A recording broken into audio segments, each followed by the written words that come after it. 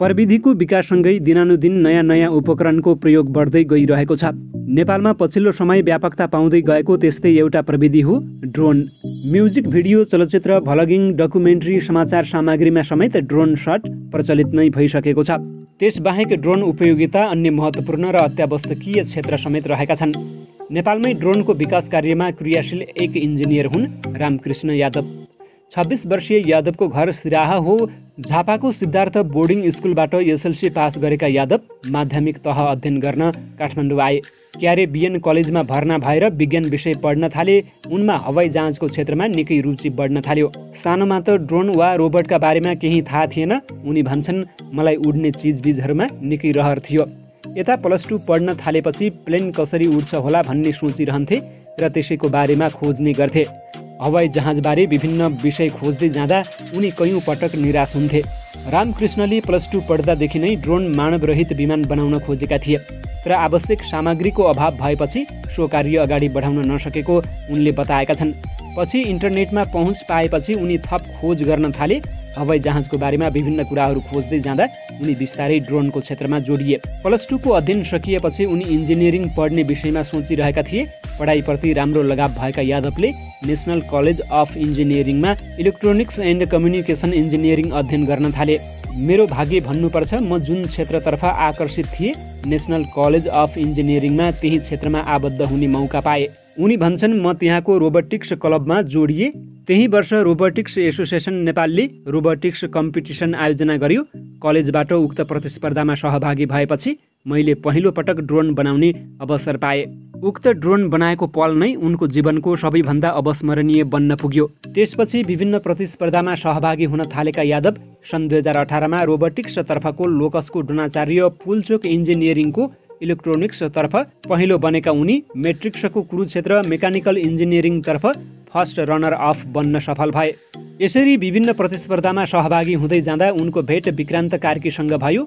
Robotics एसोसिएसनले आयोजना गर्ने विभिन्न कार्यक्रममा सहभागी हुने क्रममा विक्रान्त दाईसँग मेरो भेट भएको थियो, उनी सुनाउँछन्। त्यसपछि उहाँ इनोभेसन घरमा आउनु भएपछि म पनि त्यसैमा जोडिए।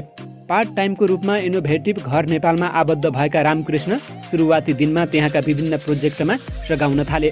पछि ड्रोन संयोजक हुँदै उनी हाल इनोभेटिभ घरको अनुसन्धान र विकास प्रमुख बनेका छन्। ड्रोन निर्माणको कार्य गर्दै जाँदा उनी विभिन्न परियोजनाका लागि स्टार्टअप कम्पनी मधुका ड्रोनसँग जोडिए। कार्यालय समयमा उनी मधुका ड्रोनमा आएका प्रोजेक्टमा काम गर्थे भने बाँकी समय इनोभेटिभ घर नेपालमा बिताउँथे। 2070बाट सुरु भएको इनोभेटिभ घर नेपाल प्रभावकारी ढङ्गले अगाडि बढ्न सकिरहेको थिएन।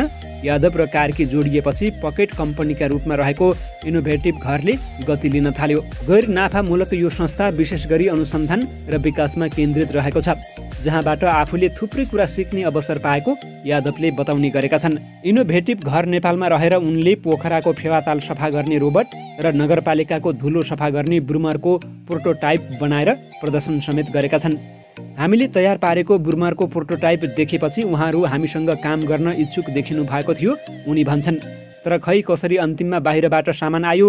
हामीले यही निर्माण गर्ने भनेर ठुलो ठाउँ पनि लिएका थियौँ। त्यहाँ हामीले मण्डला थिएटरको स्टेज सहितको ट्रक पनि निर्माण गरेका थियौँ। त्यसो त नास्टले बनाएको भनिएको यान्त्रिका रोबोटका परिकल्पनाकार समेत यिनै रामकृष्ण यादव हुन्। इलेक्ट्रोनिक्स तथा कम्युनिकेसन इन्जिनियरिङमा स्नातक पुरा गरेका उनले 2 वर्षदेखि आफ्नो पढाइ बिचैमा रोकेर विभिन्न परियोजनामा काम गरिरहेका छन्। ड्रोन नेपालका लागि उच्च सम्भावना बोकेको क्षेत्र भएको उनको बुझाइरहेको छ। हाम्रो नेपालमा जुन किसिमको भौगोलिक बनावट रहेको छ त्यसका लागि ड्रोन एकदमै सुहाउँदो र फाइदाजनक उपकरण हो, उनी भन्छन्।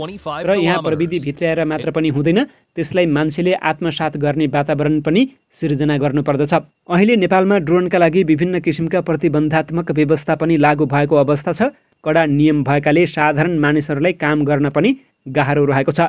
ड्रोनलाई देख्ने बित्तिकै जो कोहीले यसलाई गैर कानुनी ठान्ने स्थिति रहेको छ। यसरी विभिन्न तरिकाका कारण सर्वसाधारणहरूले गाह्रो परिस्थिति सामना गर्नु परेको यादवको बुझाइरहेको छ। देश विकासका लागि ड्रोनको प्रचुर सम्भावना भए पनि विभिन्न नीतिले गर्दा गाह्रो बनाएको उनी बताउँछन्। यद्यपि उनी इनोभेटिभ घर मार्फत नेपाल सरकारले बनाएका नीति पछ्याउँदै विभिन्न खोज तथा अनुसन्धानका कार्यमा केन्द्रित रहेका छन्।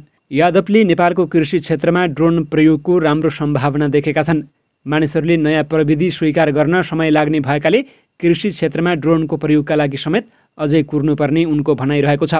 इनोभेटिभ घर नेपाल मार्फत कृषिका लागि ड्रोन निर्माण गर्दा सही नीति नभएकाले प्रयोगात्मक रूपमा अघि बढ्न नसकिएको उनको तीतो अनुभव रहेको छ। हामीले कृषिका लागि यस्तो मोडालिटीमा काम गरेका थियौँ जहाँ कुनै एउटा व्यक्तिले ड्रोन प्रयोग गरेर निश्चित क्षेत्रभर रहेका किसानलाई सुविधा दिन सकोस्, उनी भन्छन्।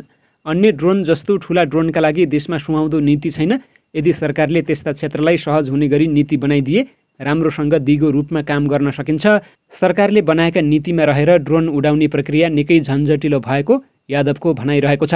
त्यसका लागि सरकारले सहजीकरण गर्ने किसिमको नीति बनाएर काम गर्ने वातावरण सिर्जना गरिदिनुपर्ने मत उनको रहेको छ।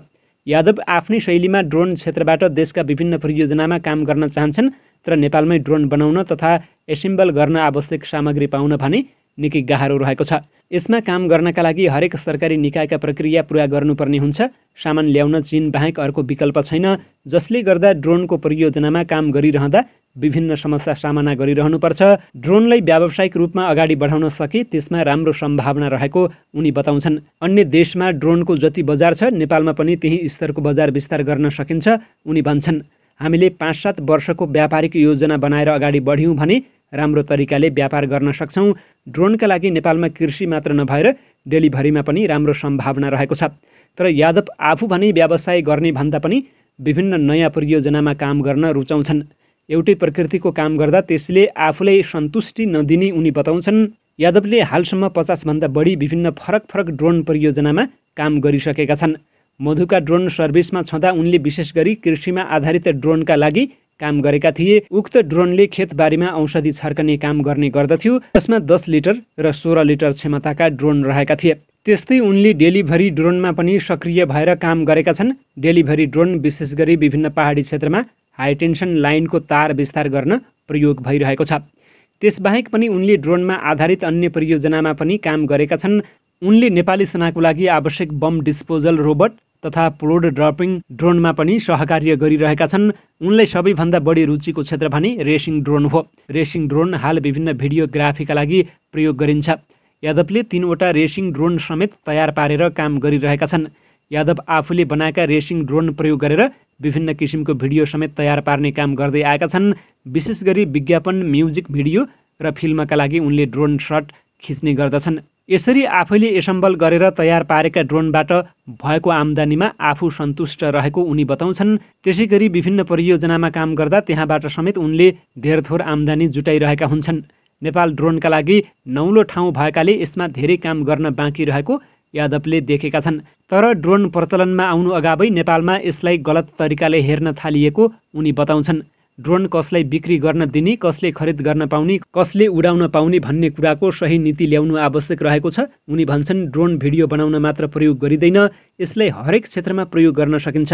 त्यसका लागि सरकारले कस्तो ठाउँमा ड्रोन परीक्षण गर्न पाउने, कस्तो ठाउँमा व्यावसायिक उडान गर्न सकिने, कस्तो ठाउँमा प्रतिबन्ध लगाउने भन्नेमा व्यावहारिक नीति बनाउन सक्नुपर्दछ।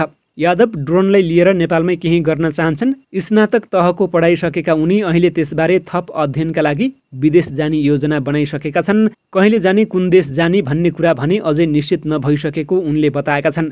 अध्ययन सकेपछि पुनः नेपालमा फर्केर यस क्षेत्रमा योगदान दिने उनको अभिलाषा रहेको छ।